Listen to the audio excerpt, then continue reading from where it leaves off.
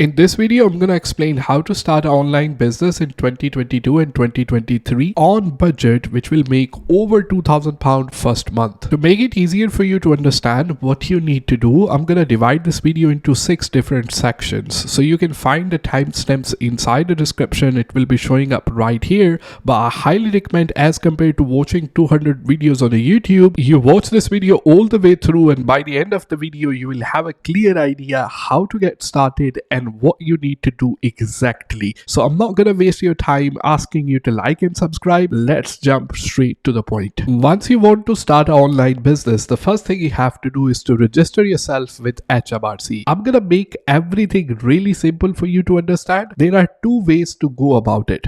First of all is a sole trader, and the second one is a limited company. I will explain you the difference and I will tell you the better option as well. Sole trader is just picking up the phone, calling HMRC and telling them that you want to start a self-employment on the side, selling online, all that kind of stuff as well. And they will give you a UTR number, which is a unique tax reference number. Once the financial year gonna end, which start from April to April, you will get a letter from HMRC asking you to tell them how much profit you have made, and then they will charge you 20% income tax and 9% national insurance number on the profit that you're gonna make. Starting as a sole trader is not complicated, meaning you don't need to have a separate business bank account. HMRC allow you to use your own personal account for that as well, and everything is just simple and private. To start a limited company, you're gonna need a separate business bank account because this is actually legal requirement for HMRC. So in that case, I recommend you go with a tied business bank account. They will actually register the limited company for you for free as well. All the process only take literally couple of hours.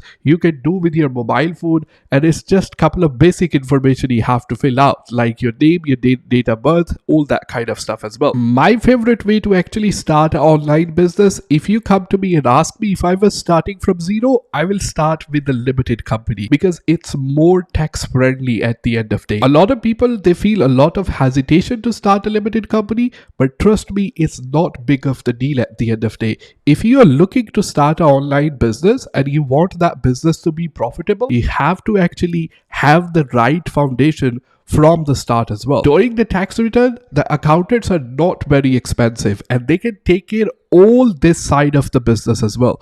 I personally use Awesome, and I will leave the link for them inside the description. They can do the bookkeeping for you and they can do the account return. They can actually register the limited company for you as well and offer you 2 months of free accounting. So I will leave the link for them inside the description. So this is like a general overview of registration and tax. If you want to know in the details how much tax you will be paying, I will leave the link for a video inside the description where I only talked about the tax and the difference between a limited company and a sole trader as well. So by watching that video, you will have a clear idea how everything works in regards to taxes and HMRC. Now in the second section, let's talk about the choice of the platform. There are hundreds of different platforms. For example, eBay, Amazon, Shopify, Etsy, Depop. Which platform should you sell on? I have 10 years of experience selling on all different platforms, so you can take my word, and I am very confident and I know what I'm saying at the end of the day. So Shopify is basically a platform which gives you all the tools to design your own e-commerce platform. It's not an e-commerce marketplace like eBay and Amazon. On eBay and Amazon, people come and visit these platforms just to find the products that they want to buy. Once you will create your own website using a Shopify, that will be your own website,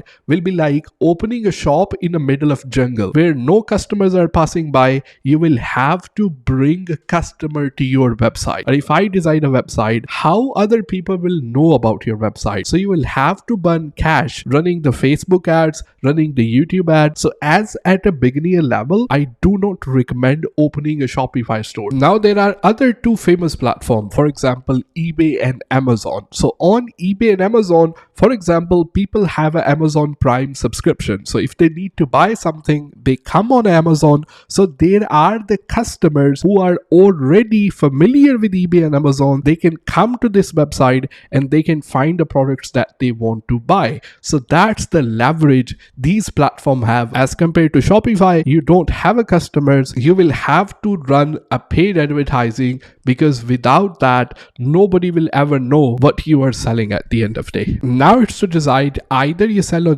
eBay or you sell on Amazon. So trust me, I am a seller on both of these platforms, but I highly recommend you get started from eBay because it is easier to understand the eBay platform. So for example, this seller who literally started 2 years ago, you can see their sale is over £100,000. So even if they are making 20 to 30% profit margin, they are making 20 to 30,000 pound every single month. So eBay is not a joke. In the beginning, you want to have the learning curve to be minimum as possible. Down the line, when you scale your business, you can sell the similar product on eBay, you can sell the similar product on Amazon. So just to get started from somewhere, you minimize your learning curve, you start from eBay, and then you end up selling the similar product onto Amazon as well. So you will be able to put more time learning the Amazon. Now let's talk about signing up for the platform. Signing up for any platform is just really simple. It's just like opening a new email address. The reason I want to talk about it, because a lot of people talk to me, Zen, either I open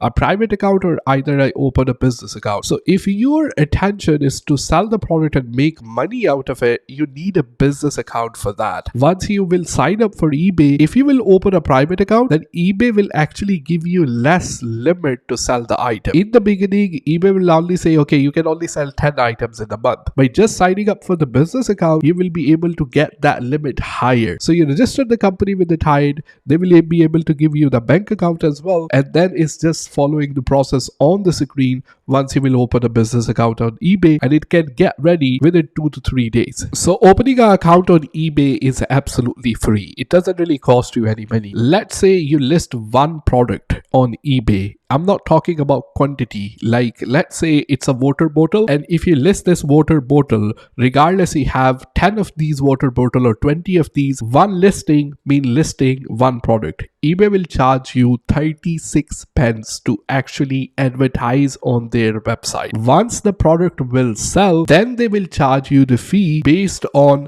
how much is the value of that product. So listing, they will charge you only 36 pence for 30 days. So after 30 days, they will charge you 36 pence again, which, let's say if you have a 10 listing, you will be only paying £3.60 every single month. So in order to find out how much the fee you will be paying once you will sell the item, I highly recommend eBay and PayPal fee calculator. Again, anything I will say in this side of the video where you have to use a website or watch another video, I will leave the link for them inside the description. So way it work here, let's say you have a product which gonna cost you to £6.49 to sell that item on eBay. Charge to the buyer, let's say you offer free shipping, so we're gonna put 0 right here, and we're gonna put like the cost of the shipping is £1.50, and let's say the item price was £1.50. So after the eBay fee, which is £1.13, you will end up making £2.71 profit. So while you're doing a product research, which I will show you in a minute, you have to keep in mind this is how you calculate your fees for the product. So that is the simple way to calculate it.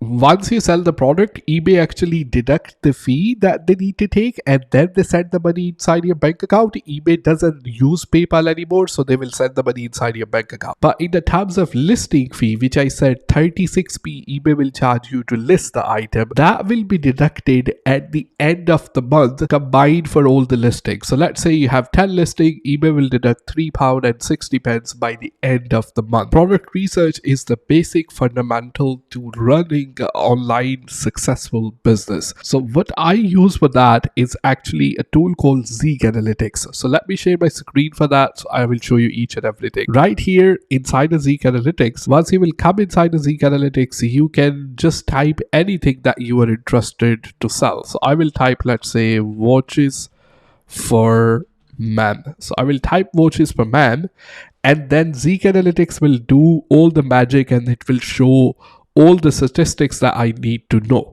So inside the watches per man, it have pulled up 100 listing, and it is telling me the overall sale for this particular product the people who search watches for man, is over 30,000 right here, which is really, really good. And in last 30 days, 3,412 of them already has been sold. So what I normally do, look at the average price is 11 pounds. So I have something in my mind as well. And then I want to see this graph right here, that this niche is not dominated by one seller. So it's very, very diverse. This is a good category to go in. And then I want to see the consistent sale as well. So this sales spike can be due to some reason. Probably a seller have launched the new product or run the promotion or anything like that. But the sale overall is really, really consistent. And what a lot of people do, once they come down here, they will say, okay, this seller have sold 2,718 of them in last 30 days, so I'm gonna sell this one as well. That's how not I do it, because I don't want to end up competing with this seller.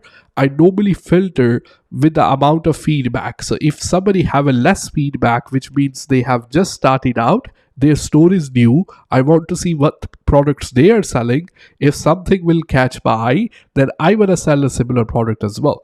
So for example, this is Seiko, this is Hugo Boss. You want to stay away from them because it's just a matter of eBay catching them and closing them their account.